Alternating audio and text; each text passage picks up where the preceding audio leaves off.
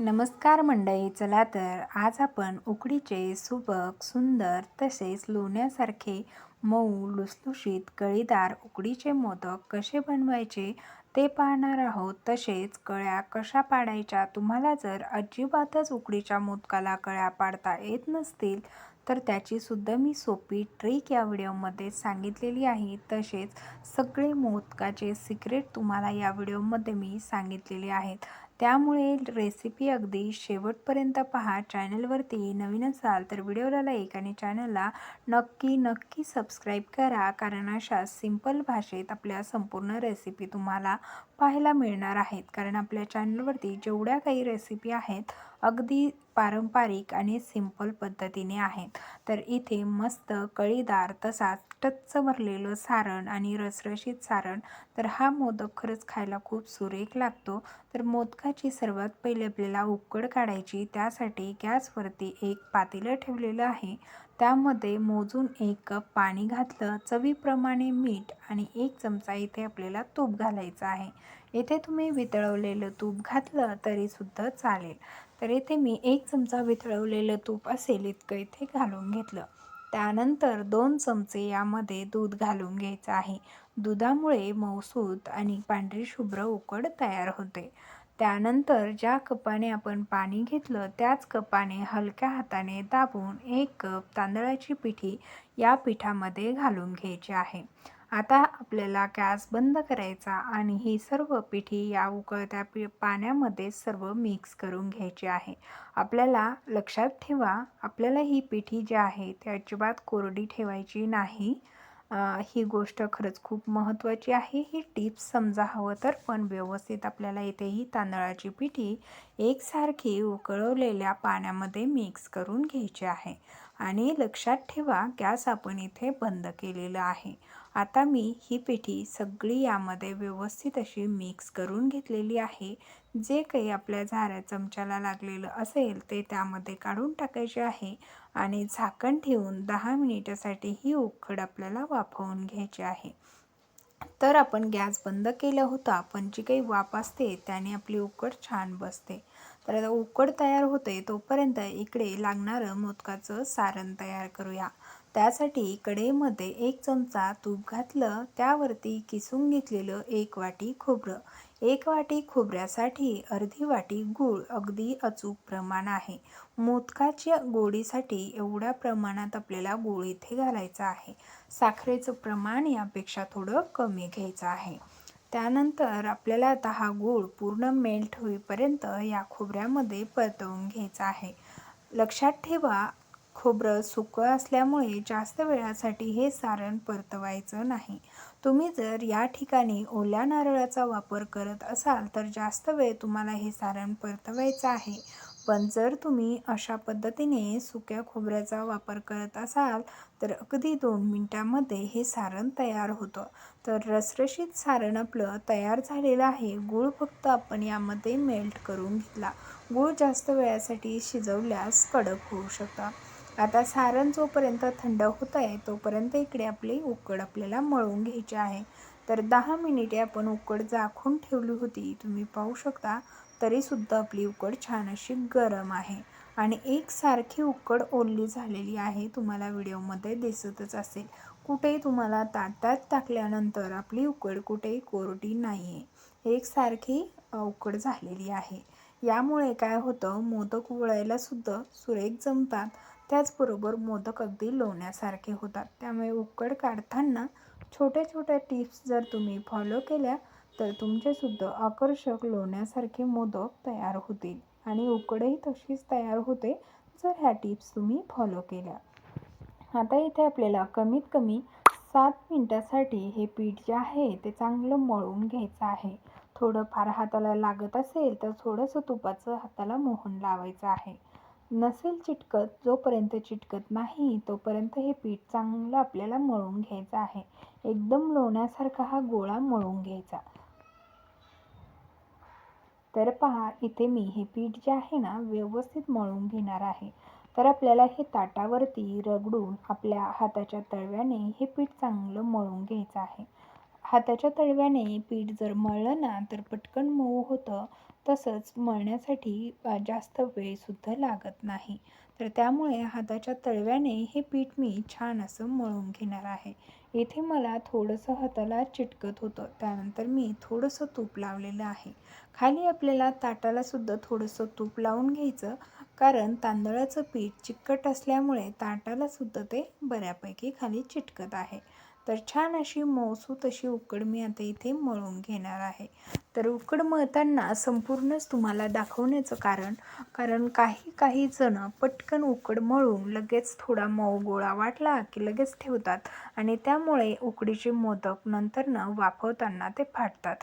उकडीचे मोदक दिवसभर नरम मऊ सूत राहण्यासाठी उकड मळणं खूप आवश्यक आहे. तर इथे पुन्हा मी थोडंसं तूप लावलं आणि आता आपल्या पिठाचं बाइंडिंग तुम्ही पाहू शकता. अगदी लोण्यासारखं आपलं पीठ मळून झालेलं आहे, तुम्ही पाहू शकता. तरीसुद्धा आणखीन मी मळतच आहे, कारण जेवढं तुम्ही मोदकाचं पीठ मळाल ना तेवढे तुमचे मोदक सुरेख होतात. तर आता इथे तुम्हाला पिठाचं बाइंडिंग दाखवते. तर किती सुंदर असं तोडल्यानंतर थोडंसं असं ओढलं जाते. तर असं पीठ तयार व्हायला हवं, तेव्हा ते परफेक्ट मोदकाचं पीठ तयार झालं. तर आपलं आता इथे मोदकाचं पीठ जे आहे ते व्यवस्थित मळून झालेलं आहे. तर आता तुम्हाला आणखीन एक ट्रिक दाखवणार आहे, जेणेकरून तुमचं परफेक्ट पीठ मळून झालं आहे की नाही हे ओळखण्याची. आता हे झालं आहे हे मला कळलं, हे मला माहीत आहे. पण तुम्ही जर पहिल्यांदाच उकडीचे मोदक करत असाल आणि तुम्हाला याची काहीच आयडिया नाही की पीठ कसं असायला हवं, तर आपण हे झाकण ठेवण्यासाठी बाउल घेतोय. पण त्या अगोदर मी तुम्हाला एक पारी तयार करून दाखवते. तर मीडियम साईजचा इथे उंडा तोडून घेतला आणि तुम्हाला अगदी सहज अशी थोडीशी मी पारी करून दाखवणार आहे. हे पहा, जे पीठ चिरटायचं ना ते थोडीशी पारी केली तरी चिरटतं किंवा पूर्ण पारी केली तरीसुद्धा चिरटतं. बऱ्यापैकी इथे मी पारी करत आणलेली आहे, पण कुठेही चीर दिसणार नाही. तर असं आपल्याला हे पीठ ओळखायचं आहे. जर तुम्हाला लक्षात येत नसेल मळताना, तर आपल्याला अशा पद्धतीने एखादी पारी तयार करून बघायची. जर तिला कुठेही चीर गेली नाही तर समजायचं परफेक्ट उकळ झालेली आहे मळून. मग त्यानंतर तुम्ही मोदक करायला घेऊ शकता. तर आता हे मी असं झाकून आपल्याला अजिबात ठेवायचं नाही, कारण हे लगेच तयार करून घ्यायचे आहे. तर इकडे आपलं मस्त रसरशीत असं सारणसुद्धा तयार झालेलं आहे. आता यापासून अगोदर तर मी झटपट मोदक बनवून घेणारच आहे आणि त्यानंतर तुम्हाला सुद्धा मोदकाला कळ्या कशा पाडायच्या हे मस्त रिलॅक्समध्ये सांगितलेलं आहे. आणि हे सारणसुद्धा आपलं अजिबात असं चिवळ म्हणजे चिकट झालेलं नाही, एकदम मस्त झाले. तर इथे मी सुरुवातीला काही मोदक बनवून घेतले. इथे एक पारी हातावरती अशा पद्धतीने तयार करून घेते. पारी बनवायला अगदी झटपट आपण ही पारी बनवू शकतो. तर तुम्ही पाहू शकता. थोडंसं स्पीड केलेलं आहे, पण जास्त स्पीडने आपल्याला अशा पद्धतीने पीठ मळवलं तर पटपट होऊन जाते. हाताला थोडीशी सुकी पिठी लावायची आहे आपल्याला किंवा पाण्याचा हात घ्यायचा आहे. आणि पहा, एक मधलं अंगठ्या शेजारचं बोट आपल्याला आतमधून टाकायचं आहे आणि मधलं बोट आणि अंगठ्याच्या सहाय्याने बाहेरून आपल्याला याला कळी पाडून घ्यायची आहे. आणि होईल तितकं आपल्याला ह्या कळ्या जवळ पाडायच्या आहे. तेव्हाच तुमचा मोदक सुरेख आणि सुंदर अशा त्याला कळ्या दिसतात. आता आणखीन एक ट्रिक मी तुम्हाला सांगणारच आहे, पण सुरुवातीला आपण वरतून ज्या छोट्या छोट्या कळ्या असतात ना त्या पाडून घेतोय. तर वरच्या कळ्या पाडून झाल्या की मी तुम्हाला ती सुद्धा ट्रिक सांगणार आहे. तर आपल्याला खालीपर्यंत कळ्या पाडण्यासाठी कोणती ट्रिक यूज करायची हे सुद्धा मी तुम्हाला सांगते. थोडं थोडं पीठ यासाठी लावायचं, कारण इथे हे पीठ जे आहे ना तर कधी कधी हाताला चिकटतं आणि मग तुटूनसुद्धा येऊ शकतं. त्यामुळे आपल्याला अशा पद्धतीने हे तयार करून घ्यायचं आहे. तर इथे एकदम छोटी जागा राहिली होती, तर छोटीशी कळी पाडून घेतली. आता ह्या कळ्या कशा खालीपर्यंत पाडायच्या पहा, लक्ष देऊन इथे पहा. तर आतमधून आपल्याला अंगठ्याचा जोर ठेवायचा आहे, ते मी तुम्हाला दाखवणारच आहे. कसा अंगठा ठेवायचा, तर असा अंगठा प्रत्येक कळीपाशी आपण जी कळी तयार करतोय ना त्यापाशी हा अंगठा आतमधून ठेवायचा आहे. म्हणजे आपल्याला ही खालीपर्यंत एकसारखी कळी सुरेख अशी तयार करता येते. आता ही बाहेरून करावीच लागते. जेवढेही सुरेख बाया मोदक बनवतात त्या ही ट्रिक नक्की वापरतात. फक्त तुम्हाला सांगत नाहीत, ही ट्रिक मी तुम्हाला सांगितलेली आहे. कारण खालपर्यंत आपण जर कळ्या केल्याच नाही तर तुम्ही कितीही सुगरण असू द्या, तुम्ही इतका सुरेख असा मोदक बनवू शकत नाही.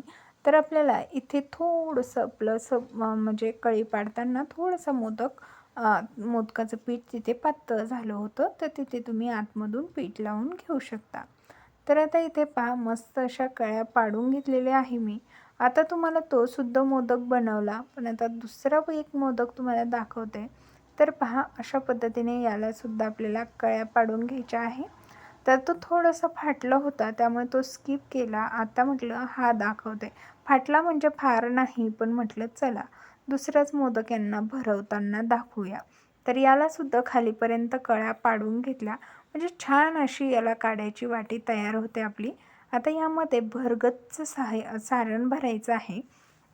कारण तुम्ही मोदकामध्ये जेवढं सारण भराल तेवढा तो मोदक रुचकर आणि तसाच मस्त सुरेख तयार होतो व त्याला आपण ज्या कळ्या तयार करतो ना, त्या कळ्यासुद्धा तशाच टाईट राहण्यासाठी मोदकाचं सारण खरंच खूप भरपूर असणं गरजेचं असतं. तुम्ही जर सारण कमी प्रमाणात भरलं आणि कळ्या कितीही सुरेख पाडल्या तरीसुद्धा ते सारण नसल्यामुळे त्या दबल्या जातात. आणि जर तुम्ही सारण टचून भरलेलं असेल तर खालच्या कळ्या अजिबात आपल्या दाबल्या जात नाहीत आणि आपल्याला मधल्या बोटाने आणि अंगठ्याच्या सहाय्यानेच हा मोदक बंद करून घ्यायचा आहे. दुसऱ्या बोटांचा इथे वापर करायचा नाही, कारण आपल्याला खाली कळ्या मस्त अशा दिसल्या पाहिजे. अजिबात कळ्या आपल्या दबल्या जाऊ नये यासाठी आपल्याला अशा पद्धतीने हा मोदक जुळवून घ्यायचा आहे. जर तुम्हाला वाटलं जास्त प्रमाणात इथे पीठ आहे तर तुम्ही काढून घेऊ शकता, पण माझ्या मोदकाला अगदी पातळ पारी असल्यामुळे जास्त काही सारणवरती येत नाही. तर सुरेख असा मोदक आपला तयार झालेला आहे, तुम्ही पाहू शकता. याच पद्धतीने मी सर्व मोदक तयार करून घेतले. आता इथे आपल्याला चाळणीला जे आहे तो तूप लावून घेत आहे. तुम्ही या ठिकाणी तेल जरी लावलं ना तरीसुद्धा चालेल, पण तुपामुळे आपल्या मोदकाला वरतून सुद्धा एक मस्त सुवास येतो. त्यासाठी मी इथे चाळणीला थोडंसं असं तूप लावून घेतलेलं आहे, म्हणजे आपले मोदक खालच्या साईडला चिकटणार नाहीत. तर आता हे मोदक सर्व आपल्याला यामध्ये ठेवून घ्यायचे आहे. तर खरंच मोदक बनवणंही तितकंच नाजूक आहे, तसंच ते मोदकांना उचलताना, कारण खूप जीव लावून आपण त्याला त्या कळ्या तयार केलेल्या असतात आणि त्या मोडू नये म्हणून आपल्याला खूप जीव लावून ते उचलायचे असतात. तर सर्व मोदक मी इथे ठेवून घेतलेली आहे. तर आता हे मोदक आपल्याला 10 मिनिटासाठी वाफवून घ्यायचे आहे. 10 मिनिटेमध्ये छान असे हे मोदक वाफवले जातात. झाकण ठेवून मोदक असे 10 मिनिटं वाफवून घेऊया. तर आता इथे 10 मिनिटं झालेली आहेत आणि छान असे मोदक आपले वाफवले गेलेत आणि कलरही सुरेख आलेला आहे. तर आता हे मोदक मी काढून घेणार आहे.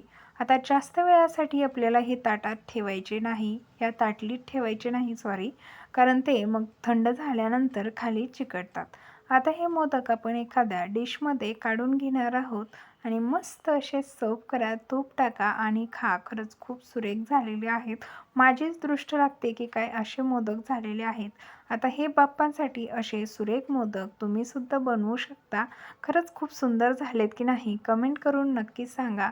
रेसिपी आवडली असल्यास जास्तीत जास्त शेअर करा. आणखीन बाप्पा यायला वेळ आहे, त्यामुळे नक्कीच सगळ्यांनाच ही रेसिपी बनवायची आहे.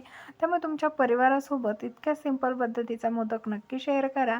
रेसिपी आवडली असल्यास नेहमीप्रमाणे लाईक, शेअर आणि सबस्क्राईब करा. भेटूया नवीन एका रेसिपीसह.